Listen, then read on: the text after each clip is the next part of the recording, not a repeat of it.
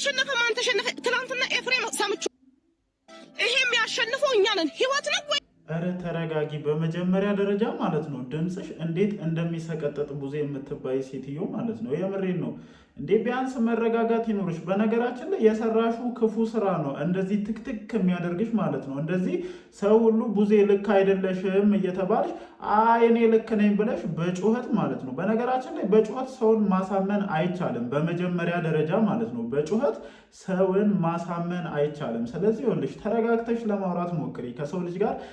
በዚህ ጩኸትሽ ሲጀመር ሩታ አንቺን ችላ ራሱ ማዳመጧ በጣም ጀግና ስለሆነች ነው። በጣም የአብርሃምን ቤተሰብ ሪስፔክት ስለምታደርግ እንጂ ማለት ነው። አይሚን በሩታ ቦታ ሌላ ሰው ቢሆን ከአንቺ ጋር ምን አይነት ደረጃ ላይ እንደምትዳረሱ አትጠይቅኝ። የምሬን ነው የምላችሁና በመጀመሪያ ይኸውልሽ በጩኸት የሰውን ልጅ ማሳመን አይቻልም። ተረጋጊ በቃ ሀምብሉኝ። በመረጋጋት ብዙ ነገሮችሽን ልታሳምኝ ትችላለሽ። ግን አንቺ እያንዳንዷ ከሄርሜላ ጋር የሰራሻት ክፉ ስራ አረጋግቶ ሊያወራሽ አይችልም። በመጀመሪያ ደረጃ ማለት ነው። እኔ ትመለሳለች ትረጋጋለች እያለን ስንጠብቅ ጭራሽ ሌላ ታሪክ ውስጥ እየገባሽ ነው። የምሬን እኮ ነው። መሸናነፍን የተያያዛችሁት እናንተ። ኤፍሬም ሲናገር የነበረው ጠቅላላ ሰምቻለሁ። መሸናነፍ ምንድነው? መሸናነፍ ህይወት ነው እኮ ይሄ። በመጀመሪያ ደረጃ ማለት ነው መሸናነፍና ውድድር ውስጥ የገባሽው አንቺ ነሽ። መጀመሪያ ይኸውልሽ ጭንቅላትሽ ውስጥ ያስቀመጥሽውን አብርሃምን እንደ ሸቀጥ እንደ ዕቃ ከሩታ ነጥቄ ለሄርሜላ እሰጣለሁ የሚለውን ቆሻሻ ሀሳብ በመጀመሪያ ደረጃ ከጭንቅላትሽ አውጪ። እኛ ቢያንስ ጭንቅላታችን ይሰራል አይደለ? እዚህ ጋር ከምታመጡት ነገር የተለየ አይደለም። በቃ የተለየ ነገር እንዳልሆነ ነው እኔ እርግጠኛ ሆኜ ላወራ የምችለው። ስለዚህ ጭንቅላታችን ይሰራል። አብርሃምን እንደ ሸቀጥ እንደ ዕቃ ለሄርሜላ ለመስጠት እየተደራደርሽ ያለሽ ሰው ነሽ። አለቀ በቃ። ከዚህ ውጭ ምንም ሌላ እንትን ልትይ ነገር የለም። ይሄ ነገርሽ ስለተነቃብሽ፣ ይሄንን ነገርሽ በደንብ ስለታወቀብሽ እየጮሽ ሰውን ለማሳመን እየሞከርሽ ነው። እኛ የምንለውን ካልሰማሽ ስለዚህ የማሸነፍ ጉዳይ ለእናንተ ትቻለሁ። ሁለታችሁ አትዋደዱም፣ አይመለከተም።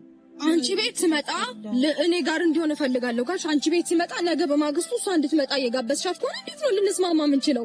በቃ በጣም ትክክለኛ ማለት ነው። እንደዚህ ልጅ ተረጋግተሽ ተነጋግረሽ ለመግባባት ሞክሪ።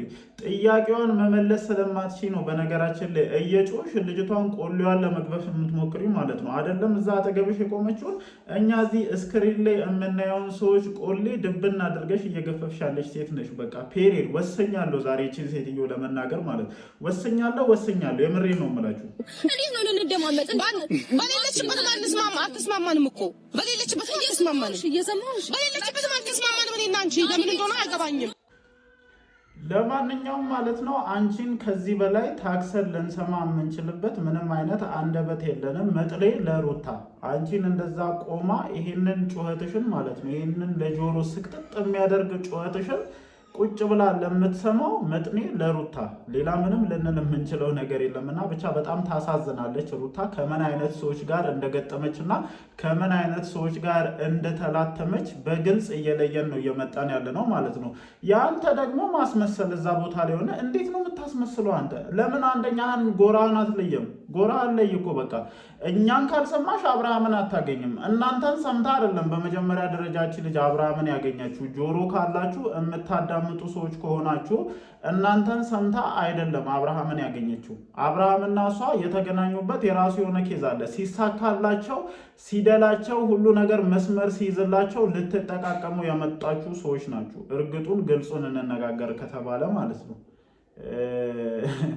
ብዙ እንድናወራ ታደርጉናላችሁ። የምሬን ነው የምላችሁ። እኛ ረጅም ጊዜ ስንከታተል ረጅም ጊዜ ስናይ የቆየን ሰዎች ነንና ጭራሽ እኔ መድረሱ ራሱ ደስ ነው ያለኝ። አንቺ ጆሮ ላይ መድረሱና እዚህ ጋር እኛ የምናወራው ነገር ቫልዩለስ እንደሆነ አውቃለሁኝ። ችግር የለውም። ከአንቺ በተሻለ ለአብርሃም ሕይወት እንደማናስፈልግ ጥንቅቅ አድርገን የምናውቅ ሰዎች ነን። እውነቱን እንነጋገር ከተባለ ማለት ነው እንደማናስፈልግ ከአንቺ በተሻለ ለአብርሃም ሆናለሁኝ ብዬ አላወራም። ግን እዚህ ጋር የምናየውን ነገር ስናይ ደግሞ ከአንቺ በተሻለ ሌሎች ሰዎች ለወንድምሽ ጥሩ ናቸው። አንቺ ለወንድምሽ ያለሽን ክፋት ነው እያሳየሽ ያለሽው ማለት ነው። ኢቭን ለዛ ምስኪን ልዑሌ እንኳን አላሰብሽም። ወንድምሽ ልጅ ልውል እያሰብሽ አይደለም። እንደ ሸቀጥ ወንድምሽን ወስደሽ ካልሸጥኩ ብለሽ ነው እንግዲህ ግብ እየገጠምሽ ያለሽው፣ ጦርነት እየፈጠርሽ ያለሽው፣ ከሰው ጋር እየተላተምሽ ያለሽው።